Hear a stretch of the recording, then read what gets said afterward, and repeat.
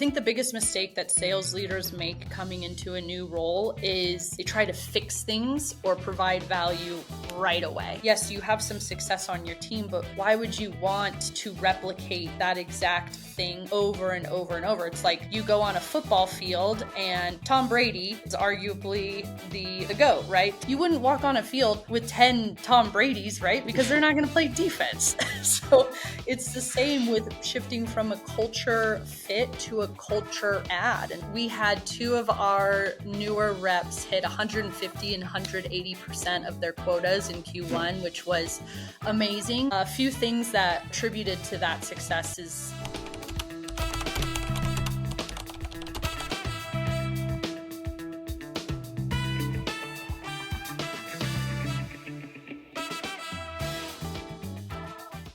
Hey Meredith, how are you doing today? I'm great. Thank you. Super excited to be here. Yeah, the same. I'm super pumped to have you on the show. I know we try to, get you on the show for quite some times. You've been busy, then I've, been moving around, but we finally made it. So I'm super happy for that. All We're right. here now. Yeah, there you go. So before we start, today we want to talk about again the leadership first 90 days, what to look for, what to fix, what not to fix. But before that, for the audience, I want to get to know you a little bit better. Just tell us about your journey and what you're working on these days. Yes, right now I'm head of sales at Aligned. Aligned is a digital sales room, and so we help sellers make the buying experience easier for buyers so that they can buy from you. And so that's where I am right now. I just finished my first 6 months there. We're just off to I'm off to a great start there. There's so many exciting things happening there. And I also do some one on one coaching and consulting on the side. I've been in tech sales and startups for about 10 plus years now. So I've kind of seen a little bit of everything. And I love bringing those insights onto podcasts like this one and on LinkedIn and sharing all my learnings so that others can kind of learn from everything that I had to learn the hard way along the way. So what is it? I walked or I crawled so you could walk, and I walked so you could run. I love it. Look, speaking of social engagement and personal branding, I think you're doing quite a few things really, really right. So you get a great engagement. And also, I know that you're running your sales org successfully right now. So, before we get into first 90 days again, what are some of your suggestions for leaders out there? Because many, I would say, they do zero engagement on LinkedIn. They don't see value in building this personal brand.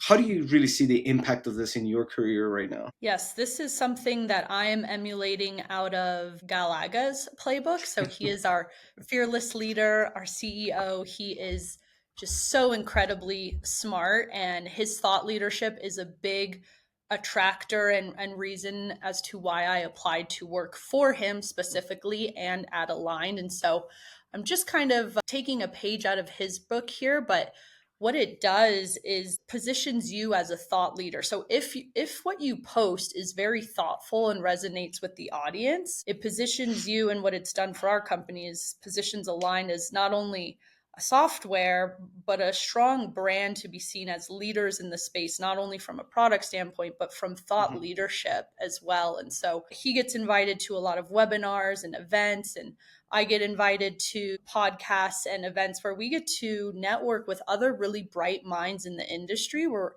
again it's kind of that snowball effect where we keep sharing what we're learning. People will chime in and have these wonderful discussions on our posts, and even challenging concepts are welcome. So we don't expect, nor do we want everyone to agree with what we post Mhm. either. Some of the best learnings are when people provide alternative ideas and mindsets. And so the effects are not only positioning the brand well for the company and for ourselves, but Galaga, his LinkedIn posts generate about 65% of our leads. So Wow. it's has this virality effect that I'm trying to emulate. And so far it's been positive. No, that's amazing. I mean, Gail is really killing it. He was on the show, and I think we um, covered this topic too about like switching from lead generation to demand gen, and really pushing dark social to get to know you as a leader. And to your point, I think the numbers are there. 60% of your top of funnel comes through LinkedIn, which is insane. So let me ask you a follow-up question on that. I know this is not the topic, but a selfish desire to learn more. When did you start actually posting on LinkedIn and following, Gal's playbook? Did you start in the past? Like it's a continuous process. And can you tell us about the progression in terms of like engagements and, the ripple effect of it?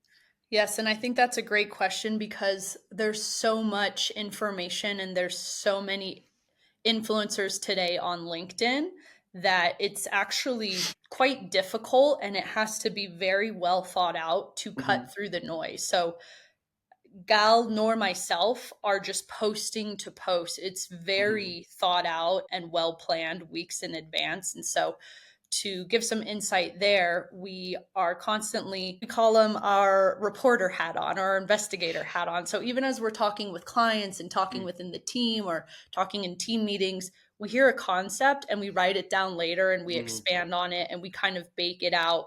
And then we actually work with a LinkedIn coach who helps us refine the message and make sure that it's really relevant to the audience because there's so much out there right now and Yep. there's just so much fluff and you lose credibility immediately if Hmm. what you're posting isn't accurate, if it's not relevant, and if it's not, it doesn't deliver value, right? And so we work really hard to do all of those things. And so it's actually quite process oriented where we come up with topics.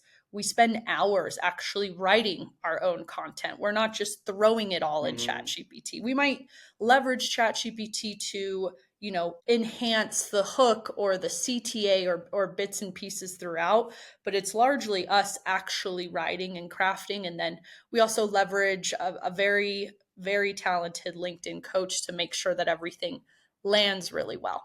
I love this. And look, it sounds like you guys proactively look for, topics. And because you said it during our internal conversations with clients, it's not that, hey, let's sit down and scrape LinkedIn or Google and see what people are asking and shoot it in ChatGPT. And I think that has something to do with, Align's culture and the fact that Gail was already, proactive about it. For people who don't have this, luxury, I would say, this mindset in their organization, where should they start and what some of the problems that they might face?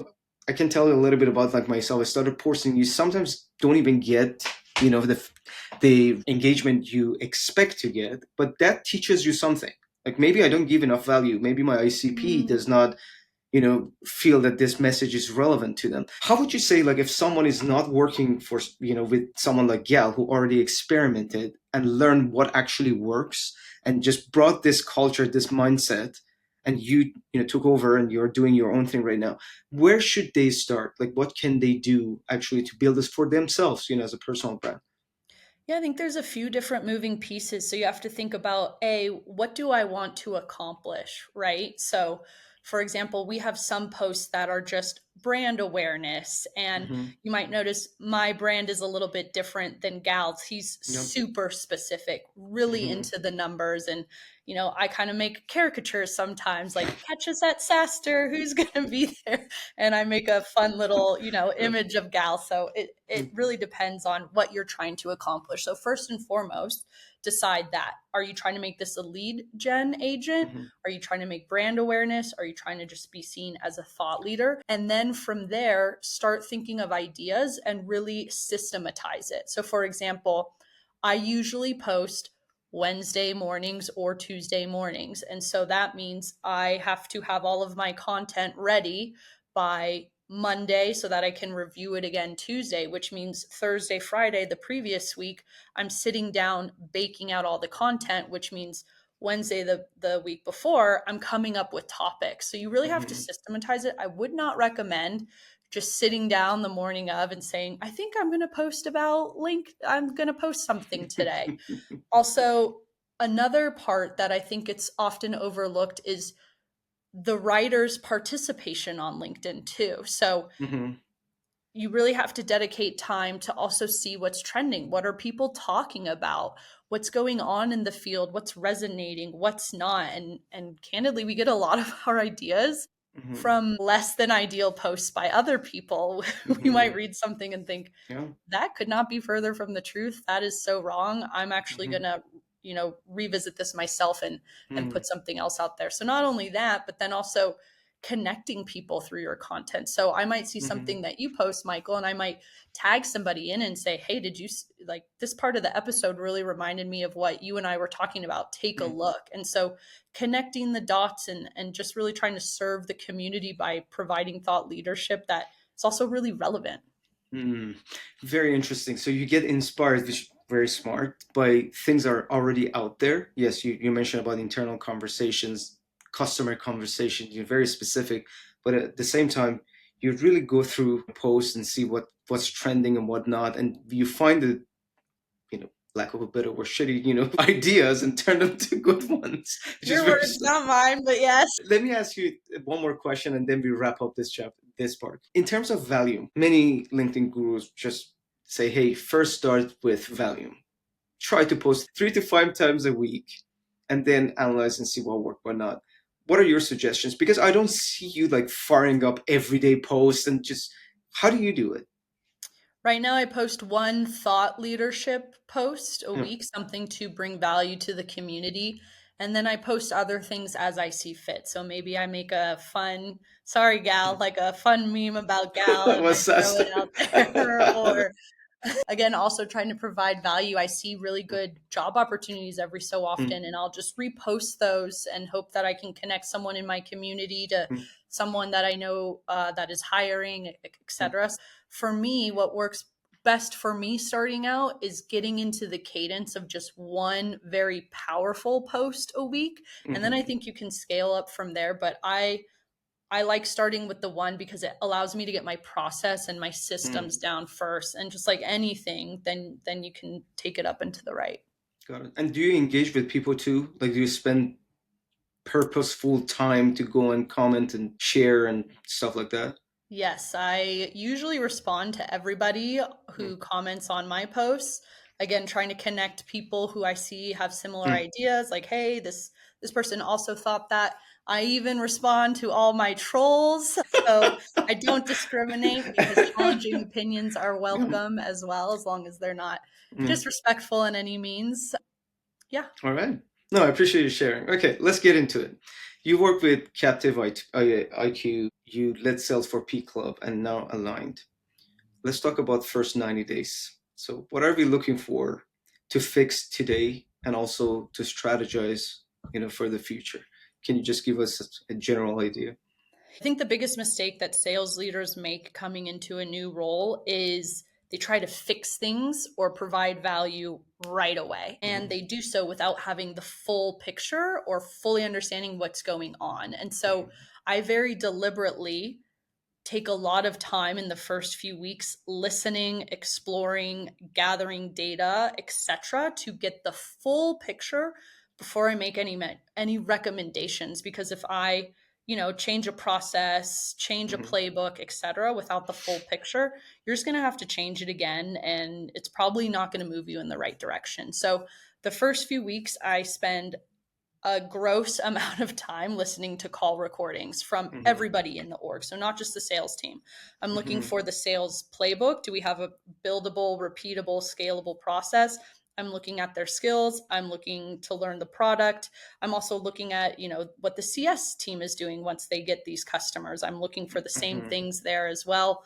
I listen to our BDR calls. I also do kind of an around the world tour with everyone. Hey, new sales leader, just want to get a pulse check on what's been working really well and what could we maybe change, especially fresh eyes, fresh ears. Like now's the mhm, time where they can really make improvements and suggestions for things that haven't been working. And so then from there, I gather all the feedback. I look for themes. So one person might be very vocal about mhm, one change, but it's not going to make enough ripple effects in the whole org for me to really go to bat for that one change. But if I'm hearing repeatable themes, then I'm going to mhm, bucket those together and say, okay, if we can fix this, it's going to have a huge ripple effect. And so that's what I do my first few weeks. I really listen, learn, gather information before I recommend any changes. mhm. That's smart. That makes sense. If you don't have enough information, it's like running a, I don't know, demo call with no discovery. Like, okay, find my solution. It's great. So I love that. I love that. Let's talk about some of your observation that could be, typical, things that sales leaders need to pay attention to, and they typically miss when they go through like this data analysis?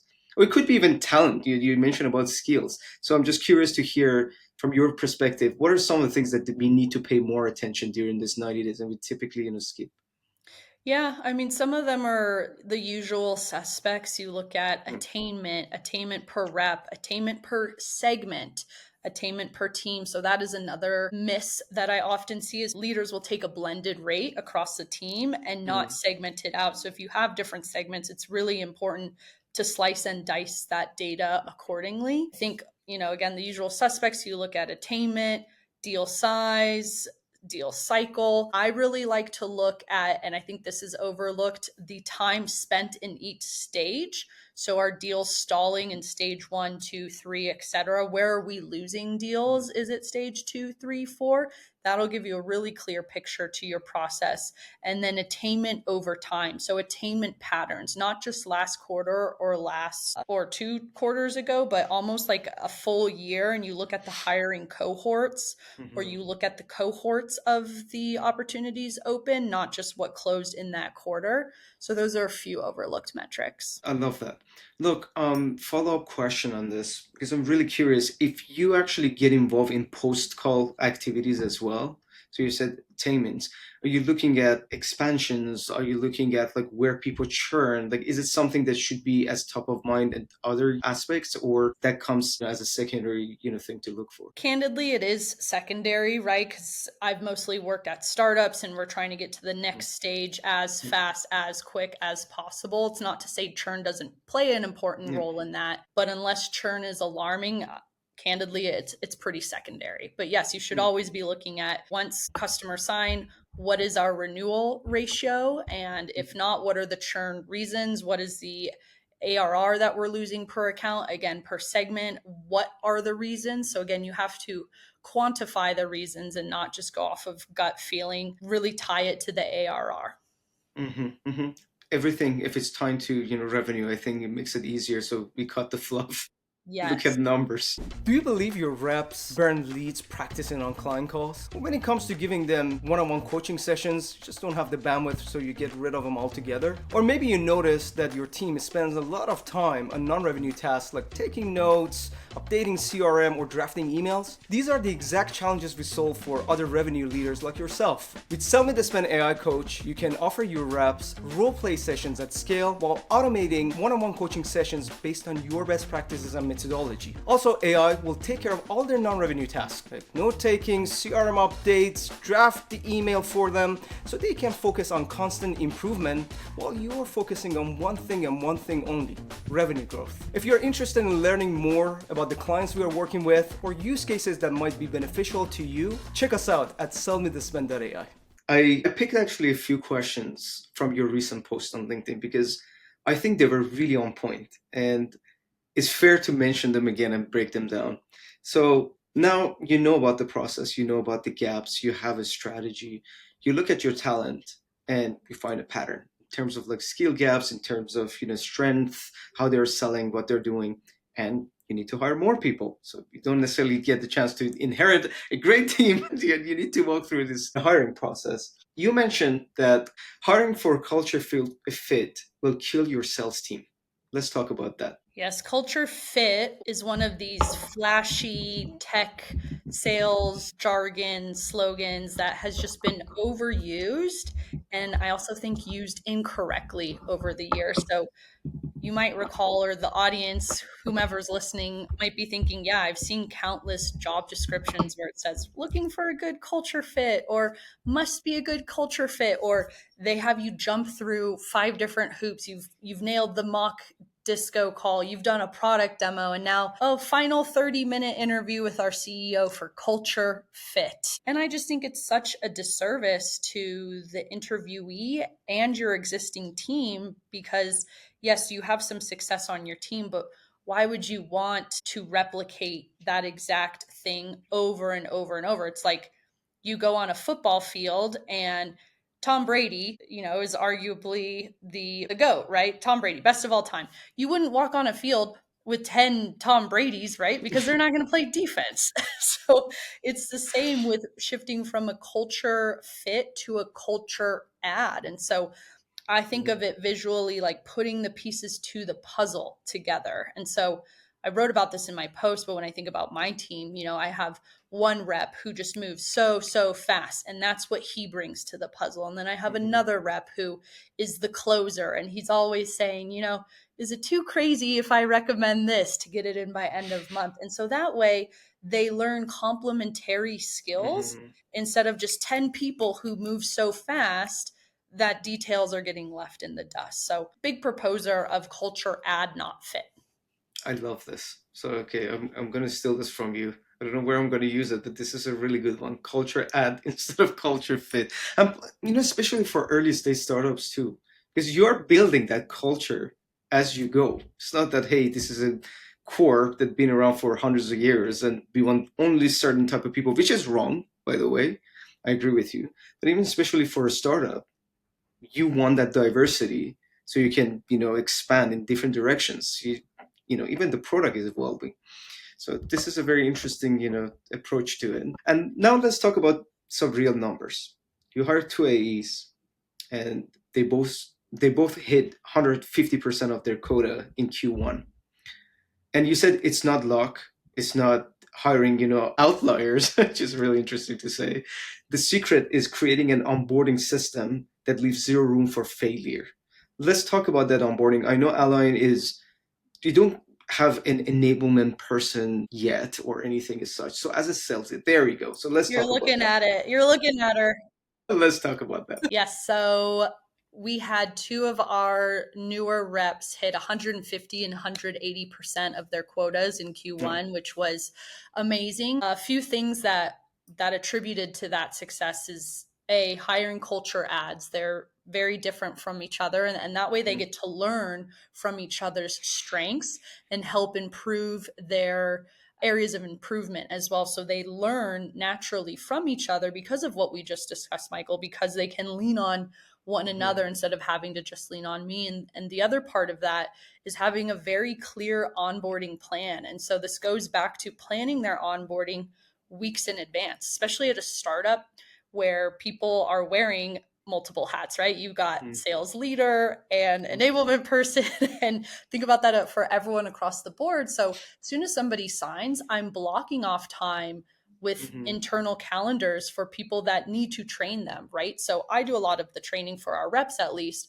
but they still have a session with product. They have a session with our head of mhm, CS. They have a session with our BDR director and the BDR team. And if I were to wait until the day they stepped or an hour they stepped in the door, those calendars would be blocked for 2 more weeks. So it starts with week one, they have the calendar slots ready. They have the training sessions. They also have really clear onboarding milestones. So here's what we're going to do every day. And here are specific calls that you can listen to that are going to show different parts of the cycle or the product that's going to get you up to speed.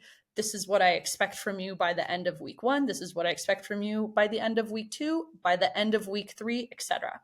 I also helicopter mom a little bit, self proclaimed in the beginning, because I meet with them at the end of each day for the first mhm, 7 days. It's just 7 to maybe 10 days.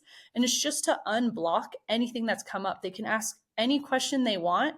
And we're checking in, making sure everything's running smoothly. Because after that, they're not going to get to meet with me every mhm. day, right? Nor would No. they want to. So just getting them up to the quickest start possible.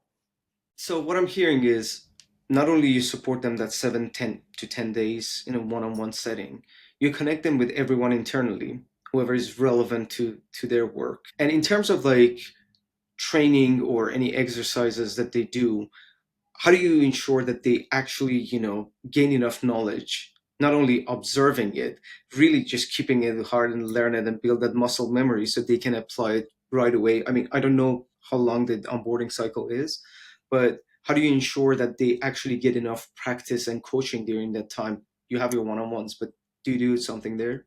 Yeah. So in the first few weeks, I can tell via the questions they're asking me at the end of each day Okay. I'll ask them, what'd you learn today? Who did you meet with? What did you discuss? Mhm. What'd you learn from them? So I can just make sure by how active they are in those meetings. And then from there, they get ongoing coaching, right? So we have a weekly one-on-one, but also I'm listening to a lot of their calls and their recordings when we can't meet.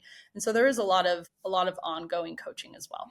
I love it. Like, I think you have the coaching background and culture and mindset, so that helps a lot. And many leaders forget that coaching is the job, and they're just like, "Hey, I don't have the bandwidth. This is the job." I mean, the startup, you're ahead of sales, but you're still doing that. Larger organization, most of our audience are from, larger enterprises. You have managers, and that's part of their job. If they need, help to do this better, I think this is the time, because you cannot skip that. Let me ask you another question about setting goals to make sure that the new reps, become successful.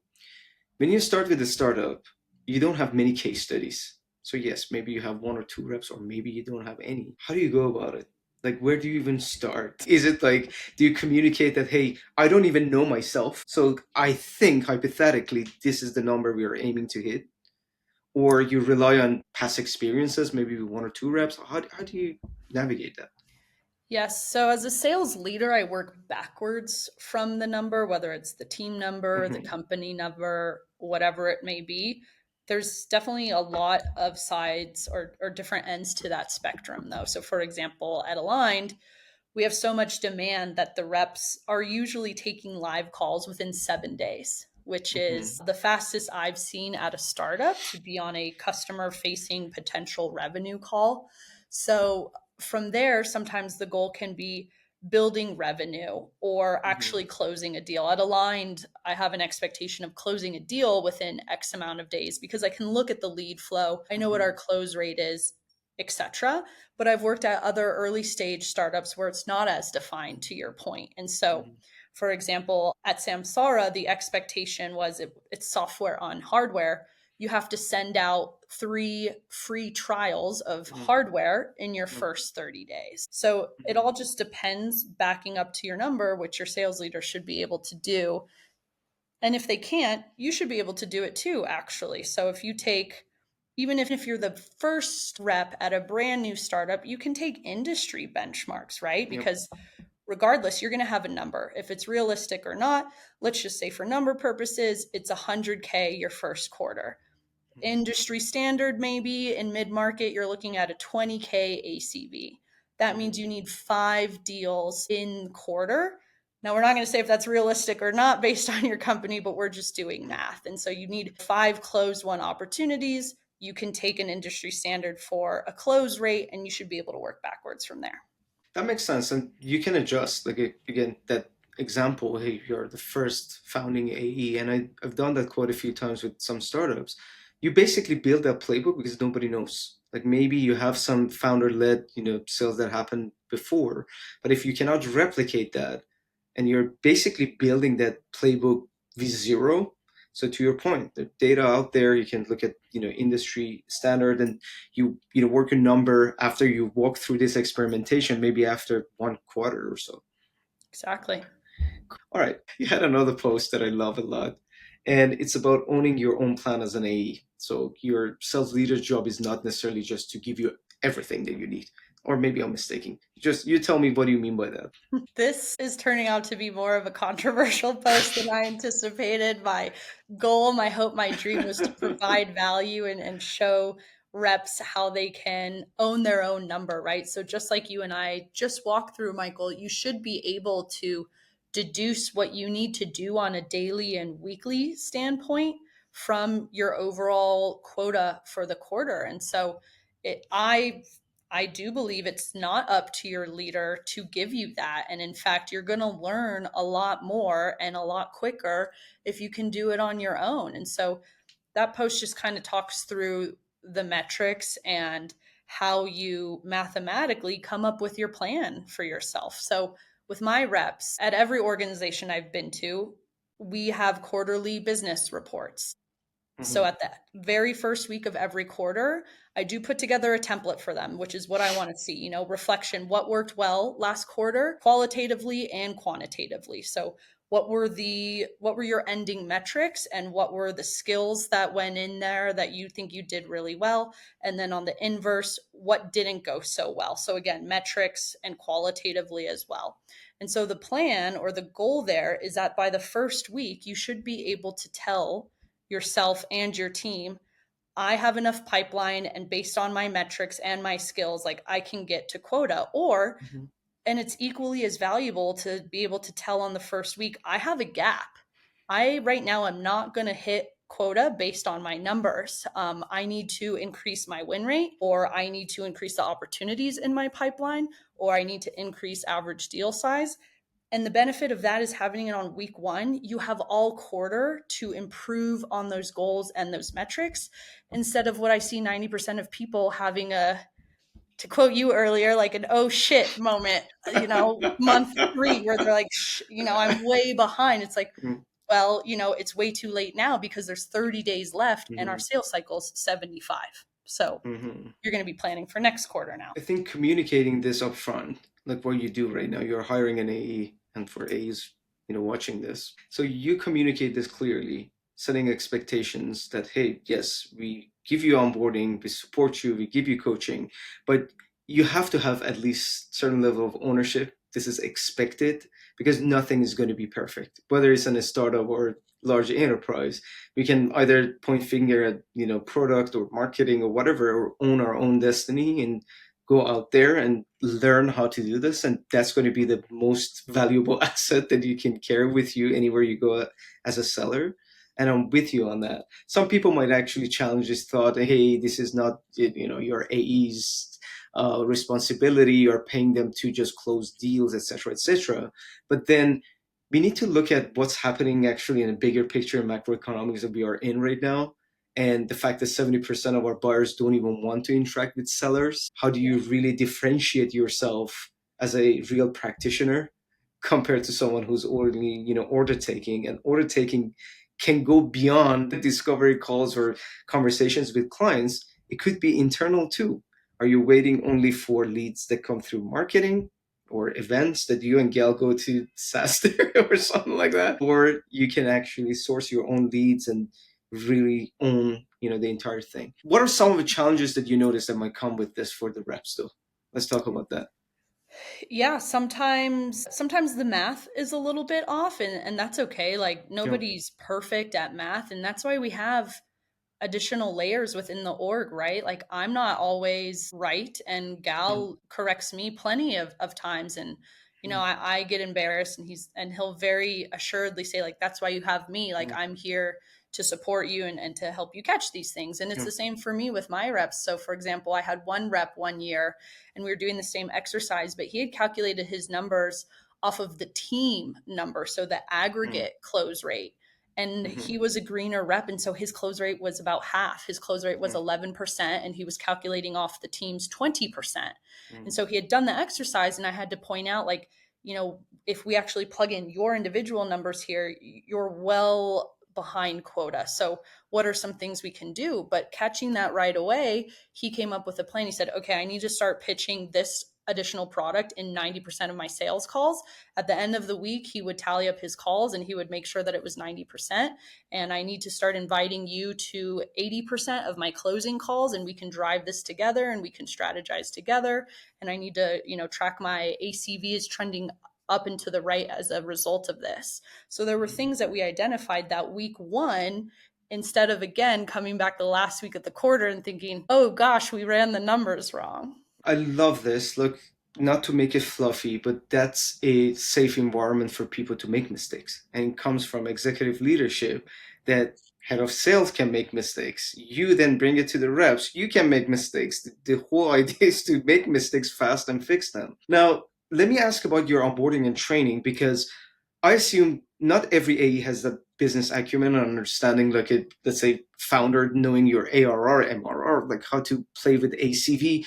Is it part of your onboarding and training program to give them this knowledge, or you're expecting them to come with this knowledge when they get into a line? Yeah, that's a very fair question, and maybe call out or room for improvement that maybe I could instill better business acumen in them. I don't necessarily do like an educational piece on the full-blown different parts of a business, but I am continuously teaching them different parts and very cognizant of unveiling the why. So whenever I make Mm, a process change or anything in the org, I'll explain the bigger picture so that they start to wrap their heads around it. I'm also, as a former teacher and as a, someone who's worked at P Club, which is sales mm, training, I'm very much into enablement. So I am a very big proposer, very big fan of, their own development.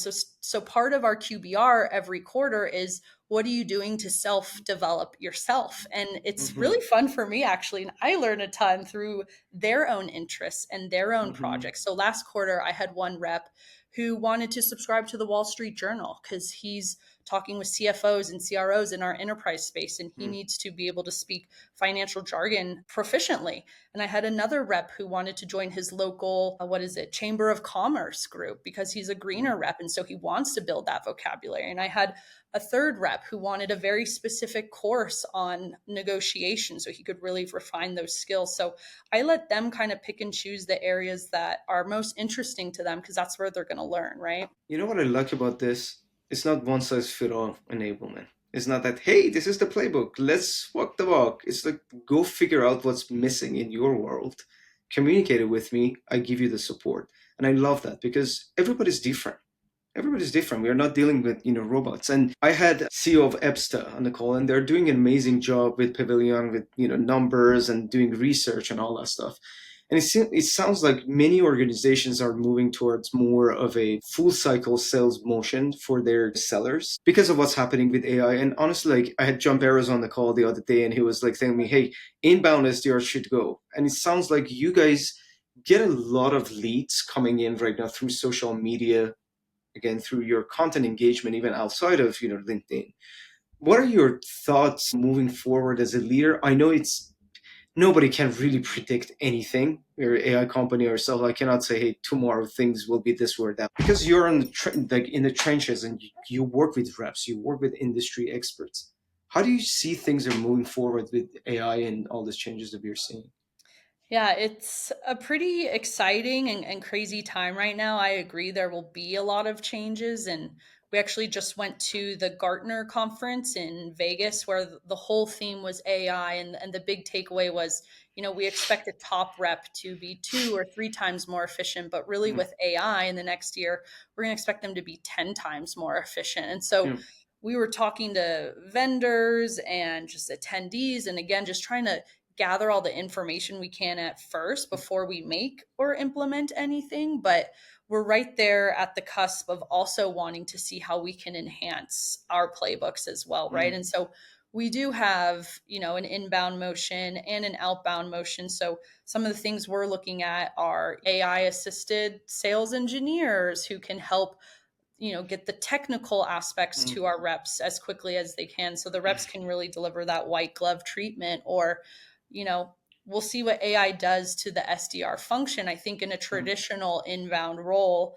it might not be as relevant anymore mhm. unless there's some huge value there. So we might kind of shift our BDRs to be more outbound, sending Yeah. really tailored, specific messaging. So, yeah, it's very top of mind. Makes sense. Nobody knows what's going to happen, obviously, but it's good to at least have a path to test things out. Like someone was saying, "Hey, you guys are, keep pushing for augmentation, like helping reps get better. But do you think can we save all reps?" I said, "No, and we shouldn't, and we shouldn't because some people are not built for this game. And I genuinely believe not everybody should be in sales.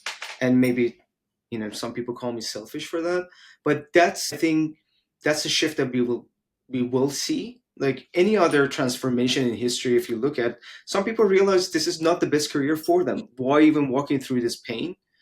To me, it requires certain personality to be really successful and add value in sales, especially right now, just getting harder than before. And I think this is a good change, to be honest. Like you guys are pushing for buyer enablement a lot. And even during my conversation with Gal was like, we focus too much on our sales teams rather than our buyers. Mhm. So whatever we build around enablement, it was around sales process, sales methodology, how to make sure reps get the information they want rather than understanding the buyers, understanding the buying process they're walking through. And I think that shift comes with shifting in our talent strategy. This is another topic to uncover, but that's interesting that you guys, although you get all this, massive leads coming and things are working, still exploring how to make sure that our reps be more efficient and potentially some of our, SDR team that help with prospecting. Yeah, the whole point of making them more efficient is to free up time to be customer centric, right? Because Yep. that is what Align stands for, is buyer enablement instead of seller enablement, and Mm. keeping the mutual and mutual action plans. So yeah, I think there's a big shift coming, especially in today's day and age. You think about it, you know, people are buying Teslas on their iPhones, like Yep. full blown cars. They're buying cars, Exactly. or they're buying those tiny homes on Amazon. And so buyers today just don't always necessarily want or need to speak to a salesperson. And so I do think there's always going to be a need for a highly detail oriented, customer centric salesperson. And Hmm. so that's what Aligned aims to do. It aims to make your sellers more of that. Absolutely, and especially when it gets to, enterprise or more complex, sales. Honestly, I don't know any CFOs who come and sign a $500,000 check to an AI yet. I mean, we don't know what's happening right now, or what will happen in the future. If you think about it, when you have 10 different stakeholders getting involved in the deal, I think many people might be against this. Emotion plays a big role. Trust plays a big role. That's Yeah. why we see right now a shift going to physical, disaster with Gal, and shake people's hands and show that, hey, we have thought leadership and we have similar, success case studies. I think it takes time to really completely replicate that through AI. But if that happens, hopefully, again, by that time, either, I don't know, bank enough money or if we find another career or we shift it this way. We'll see what happens. Fingers crossed.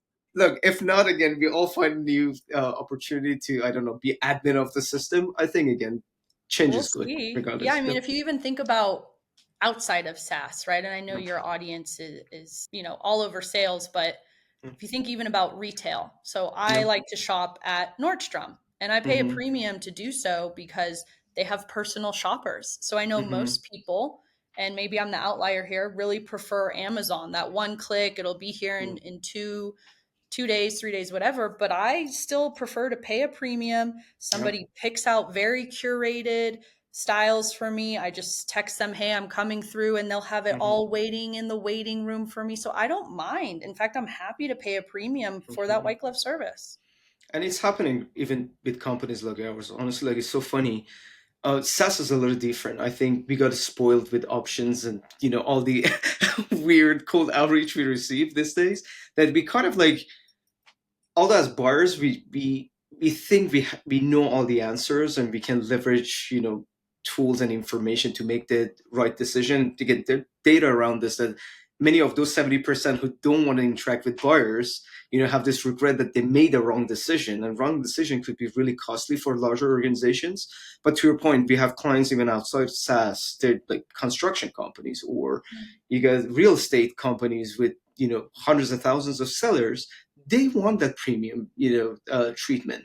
So I don't want to build my stuff, although I know I can, but I want your implementation team be involved because time matters a lot to me. To your Yep. point, it's not only about like having a slice; it's a time that, hey, I have more important things to cover, and I trust your taste and your expertise in this. So you help me with that, and I pay the premium, no problem at all. Look, I really do appreciate this conversation. I really enjoyed it. I learned a lot. Hope again you guys learned a lot as well. If someone wants to reach out to you, can they and how? Please do. You can find me on LinkedIn, Meredith Chandler. I'm wearing that obnoxious bright pink blazer. You can't miss me. Head of sales at Align. So please connect, send me a DM, or you can find me on merediththesalescoach.com if you're interested in one on one coaching or consulting.